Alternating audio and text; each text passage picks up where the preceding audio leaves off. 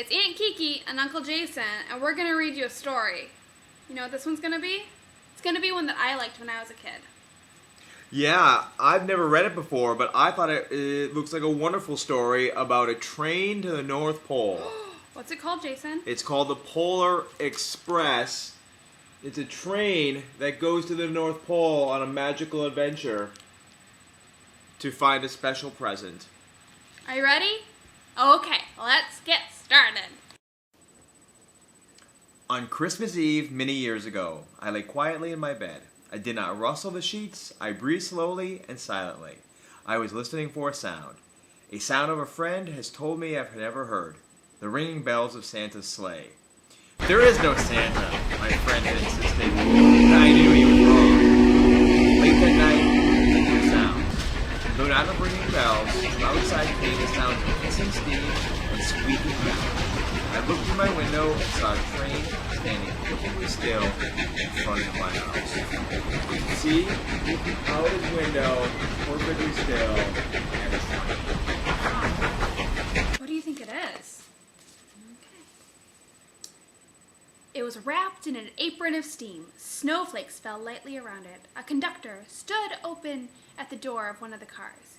He took a large pocket watch from his vest and looked up at my window.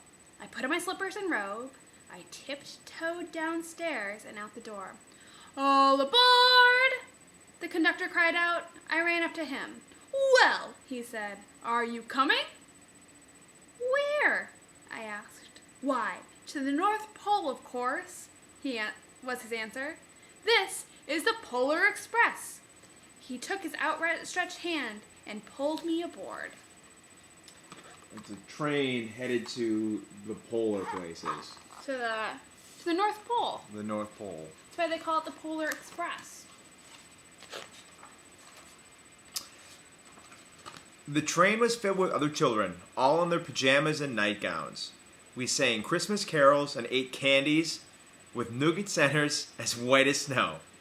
We drank hot cocoa as thick and rich as melted chocolate bars. Outside, the lights of towns and villages flickered in the distance as the Polar Express raced northwards. I don't know about you, Jason, but those sound tasty. They are drinking hot chocolate. They're drinking hot chocolate and eating nougaty centered bars. Yum.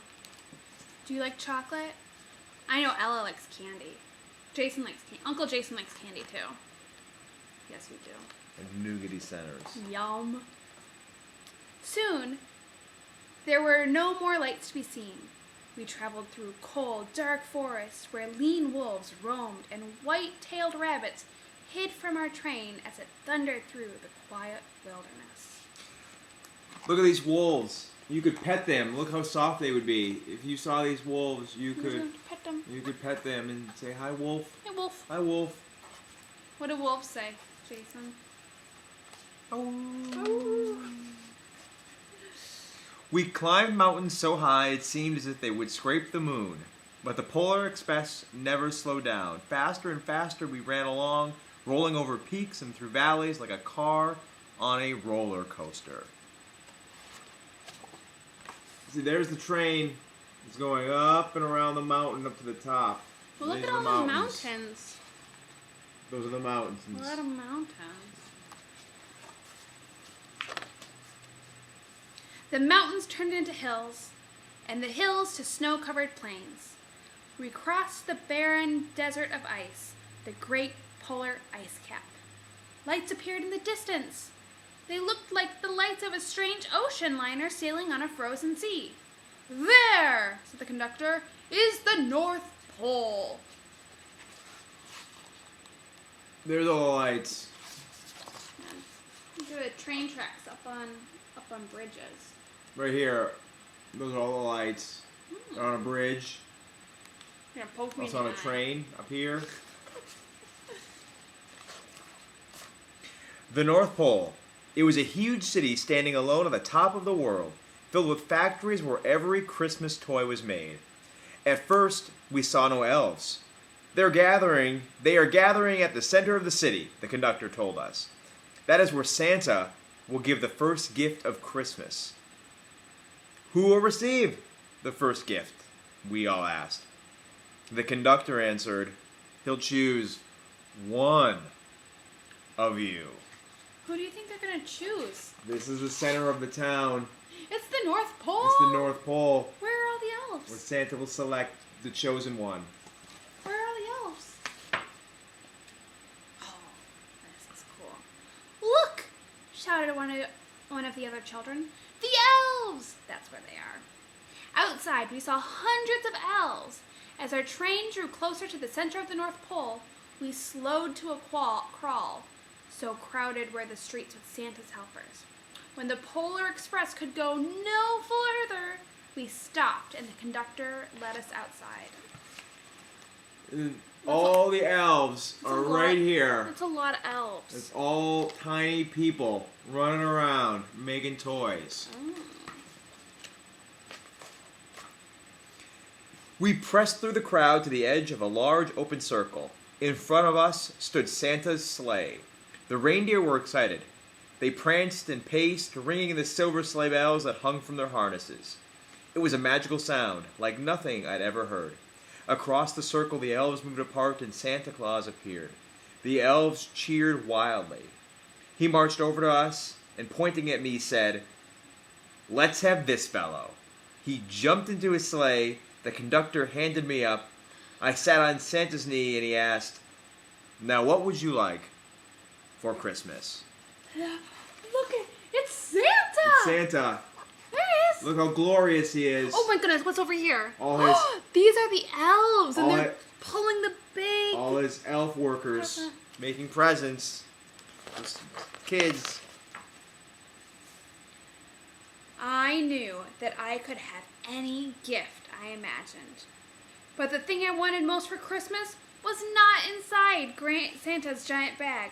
What I wanted more than anything was one silver bell from Santa's sleigh. When I asked, Santa smiled. Then he gave me a hug and told an elf to cut a bell from a reindeer's harness. The elf tossed it up to Santa.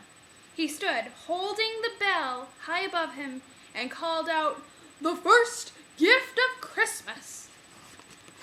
And then there's Santa, and then there's the little boy standing next to him. And the reindeer. And the reindeer, they're glorious. What's in his reindeer, hand? but no bells. What's in his hand? The bell. It's a bell. It's the bell.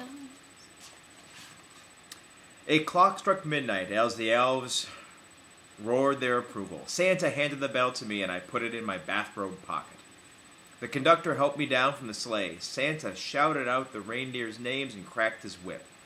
His team charged forward and climbed into the air. Santa circled once above us, then disappeared into the cold, dark, polar night. They're flying. Bye, Santa. They're flying to deliver presents. Flying reindeer. Deer that fly. Reindeer. Reindeer that fly. As soon as we were back inside the Polar Express, the other children asked to see the bell. I reached it into my pocket, but the only thing I felt was a hole. Oh no, I had lost the silver bell from Santa Claus's sleigh. "Let's hurry outside and look for it," one of the children said. But the train gave a sudden lurch, and we started moving. We were on our way home. He was very sad, and the children around him were sad as well because of the lost bell from the reindeer. Sad. Sad kiddos. It broke my heart to lose the bell. When the train reached my house, I sadly left the other children. I stood at my doorway and waved goodbye. The conductor said something from the moving train, but I couldn't hear him. "What?" I just yelled. He cupped his hands around his mouth. "Merry Christmas!" he shouted. The Polar Express let out a loud blast from its whistle and sped away. He's saying goodbye to the train full of children who've been taken to the North Pole. Bye, children. On Christmas morning, my little sister Sarah and I opened our presents. When it looked like everything had been unwrapped, Sarah found one last small box. And it had my name on it. Inside was the silver bell. There was a note. "Found this on the seat of my sleigh. Fix that hole in your pocket. Signed, Mr. C." I shook the bell. It made the most beautiful sound my sister and I had ever heard. My mother said, "Oh, that's too bad." "Yes," said my father.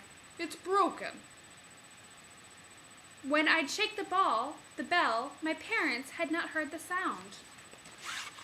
That is the little boy with his presence of a bell from a reindeer. It does not make a sound to adults. But Sarah heard it, and the little boy heard it. Only children can hear the bell. At one time, most of my friends couldn't hear the bell. Could hear the bell. Could hear the bell. But as years passed, it fell silent for all of them. Even Sarah found one Christmas that she could no longer hear its sweet sound. Though I've grown old, the bell still rings for me, as it does for all of those who truly believe. Oh, it's a picture of a bell. And it's the bell. Can you hear the bell, Ella? Tinkle, tinkle, tinkle, tinkle. Gotta shake the bell. Tinkle, tinkle, tinkle, tinkle. It's a pretty noise. The end. Did you like the story, Ella? Aunt Kiki liked the story a lot. I did. She hears the bell. Tinkle, tinkle, tinkle, Tinkle, tinkle, tinkle. Do you tinkle. like the story, Jason? I love the reindeer and their bells with their tinkle of tinkling. Yeah. Okay.